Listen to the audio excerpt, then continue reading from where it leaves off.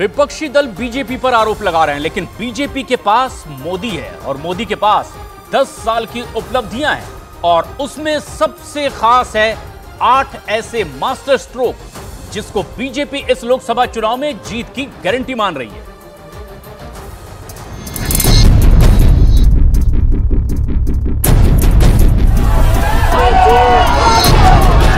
वहीं दूसरी तरफ एनडीए की तरफ से पीएम मोदी एक ऐसा ब्रांड बन चुके हैं कि अब एनडीए अपने मुद्दों और फैसलों के दम पर 2024 का लोकसभा चुनाव जीतने का दावा करने लगी है। यहाँ देखिए एनडीए के तरकश में वो 8 मास्टर स्ट्रोक क्या हैं, जिन्हें जनता का भरपूर समर्थन मिल रहा है। प्रधानमंत्री नरेंद्र मोदी लगातार जनता को सबका साथ सबका विकास की गारंटी दे रहे हैं और इसी के दम पर पीएम मोदी बार बार दावे कर रहे हैं कि अब की बार 400+ की गारंटी। सीएए को लेकर एनडीए की तरफ से साफ हो चुका है, सीएए एक बड़ा क्रांतिकारी कदम साबित होने जा रहा है और इसे कोई रोक नहीं सकता। राम मंदिर का उद्घाटन करके पीएम मोदी ने बहुत बड़े वर्ग का प्रचंड विश्वास जीत लिया है।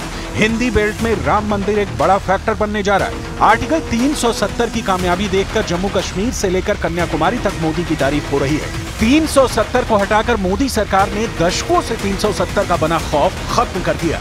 मुफ्त राशन ने 80 करोड़ लोगों का विश्वास एनडीए पर और बढ़ा दिया है। गरीबों के लिए मुफ्त राशन योजना रामबाण साबित हुई है। विश्व की तीसरी अर्थव्यवस्था को लेकर देश के भरोसे में जबरदस्त इजाफा हुआ है। दुनिया भर में भारत की आर्थिक ताकत की तारीफ हो रही है, जिसका असर भारत के मतदाताओं पर पड़ रहा है। महिला आरक्षण कानून एनडीए का बड़ा कदम माना जा रहा है। महिलाओं में एनडीए का क्रेज बढ़ चुका है। पीएम मोदी ने विरोधियों के परिवार वाले बयान पर मोदी का परिवार बताकर जबरदस्त हमला किया है, जिसका क्लियर मैसेज जनता तक पहुंचा है।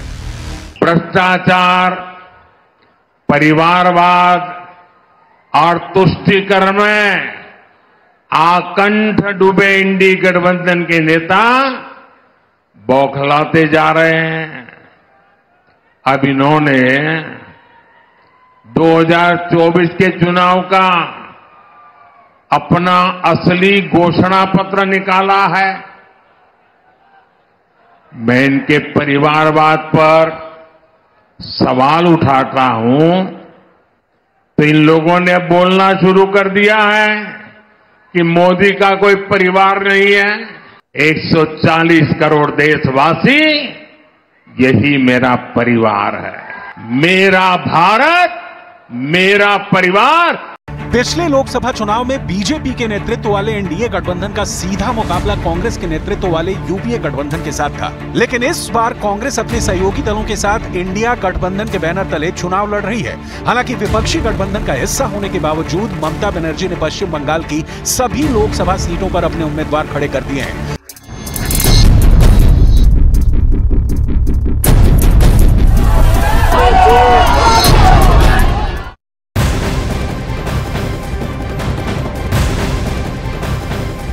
मोदी 400 पार का दावा कर रहे हैं तो विपक्ष कई सवाल भी उठा रहा है और सवाल आखिर कैसे हैं वो भी समझ लीजिए। सिर्फ चुनाव की तारीखों पर ही नहीं बल्कि चुनाव के कार्यक्रम पर आ जाने के बाद अब मतदान कराए जाने के तरीके पर भी सवाल खड़े किए जा रहे हैं। एक बार फिर से समाजवादी पार्टी की ओर से ईवीएम से वोटिंग कराए जाने पर प्रश्न चिन्ह लगाए गए हैं और समाजवादी पार्टी के एसटी हसन दावा कर रहे हैं कि अगर ईवीएम से नहीं बल्कि बैलेट पेपर से मतदान हो तो समाजवादी पार्टी को कहीं भी हार का सामना नहीं करना पड़ेगा।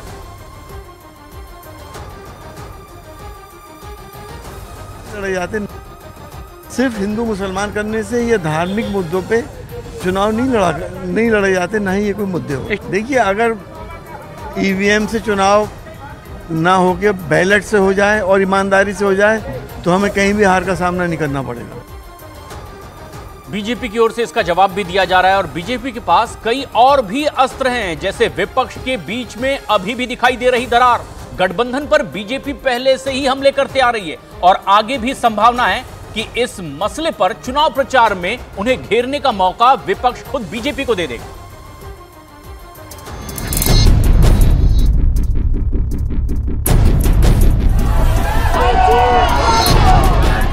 कांग्रेस और आप के बीच दिल्ली में तो सीटों का बंटवारा हो गया है, लेकिन पंजाब में दोनों दल एक दूसरे के खिलाफ चुनाव लड़ेंगे। कांग्रेस और लेफ्ट पार्टियां पश्चिम बंगाल में मिलकर ममता बनर्जी के खिलाफ चुनाव लड़ने की तैयारी कर रही हैं। वहीं केरल में कांग्रेस और लेफ्ट पार्टियां आमने सामने होंगी। इस बीच कई राजनीतिक दलों के मजबूत और लोकप्रिय नेता भी पार्टी के सांसद और विधायकों को लेकर एनडीए में शामिल हो रहे हैं। बिहार, महाराष्ट्र, आंध्र प्रदेश, उत्तर प्रदेश और कर्नाटक सहित कई राज्यों में बीजेपी को कामयाबी मिल गई है, तो वहीं ओडिशा, पंजाब और तमिलनाडु में पार्टी की कोशिश अभी जारी है।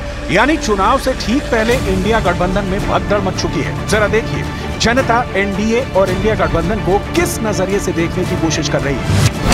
एनडीए की तरफ से 5 मार्च 2024 से लगातार प्रधानमंत्री नरेंद्र मोदी रैलियां और रोड शो कर रहे हैं, जबकि दूसरी तरफ इंडिया गठबंधन की तरफ से राहुल गांधी अपनी भारत जोड़ो न्याय यात्रा को ही चुनावी हथियार बनाए हुए हैं। बाकी दल इस यात्रा में सही से हिस्सा नहीं ले पाए हैं। वहीं पीएम मोदी ने तेलंगाना से लेकर बिहार, यूपी, महाराष्ट्र में अपने सहयोगियों को बेहतर तरीके से जोड़ा है। 25 मार्च के बाद से पीएम मोदी 150 से ज्यादा तूफानी रैलियां और रोड शो करने जा रहे हैं। पीएम मोदी ने जनता के जहन में 400 प्लस सीटें जीतने का नारा देकर जनता को अच्छे से कनेक्ट कर दिया है।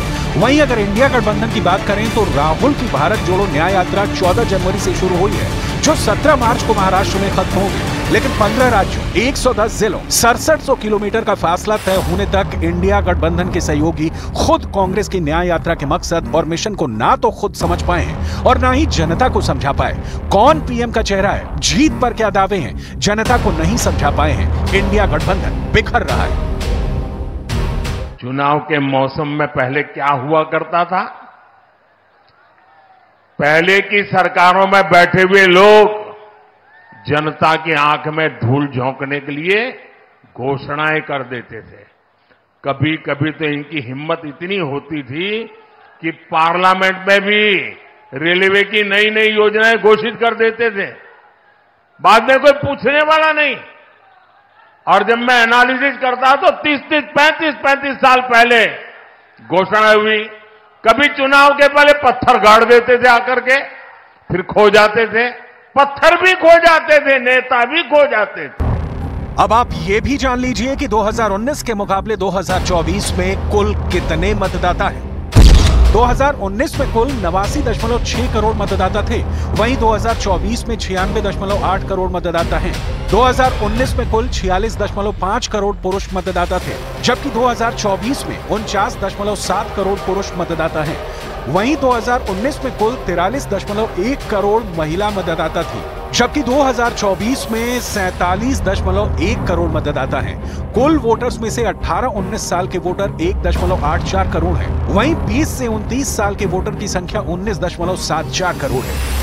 2024 के लोकसभा चुनाव का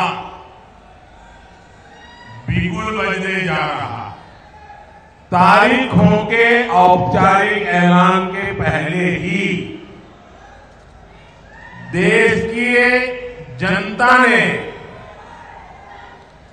देश ने नतीजों का ऐलान कर दिया है। देश ने घोषणा कर दी है, अब की बार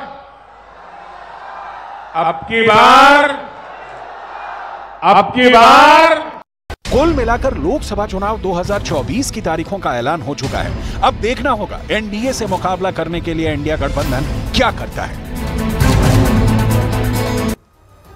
विपक्ष का पीएम चेहरा कौन है जनता को नहीं पता, लेकिन बीजेपी इस बार भी पीएम नरेंद्र मोदी के चेहरे पर चुनाव लड़ रही है और दावा कर रही है कि देश की जनता के दिल में तो मोदी बसते हैं। आइए सुनते हैं बीजेपी के महासचिव दुष्यंत क्या कहते हैं। देखिए, हमारे साथ में राष्ट्रीय महामंत्री दुष्यंत कुमार गौतम जी हैं। दुष्यंत जी, आज जो अनाउंसमेंट हुआ है 7 चरणों में और पिछली बार भी कुछ इसी तरीके का पैटर्न रहा है, क्या कहना चाहेंगे? पहली प्रतिक्रिया बीजेपी की तरफ से क्या रही?